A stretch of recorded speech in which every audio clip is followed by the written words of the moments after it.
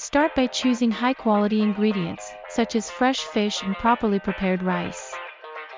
To make perfect sushi rice, be sure to rinse the rice until the water runs clear, and then cook it with a precise ratio of water to rice.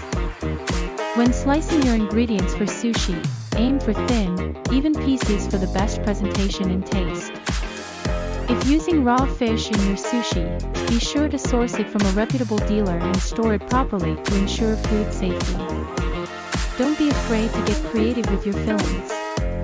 In addition to traditional options like tuna and salmon, consider trying out ingredients like avocado, cucumber, or scrambled egg. To add some crunch to your sushi, try using tempura bits or crispy fried onions as a topping. If you're making roll-style sushi, be sure to use enough filling so that the roll holds together, but not so much that it becomes difficult to eat. To add some flavor and moisture to your rolls, consider using a flavored mayonnaise or a soy-based dipping sauce.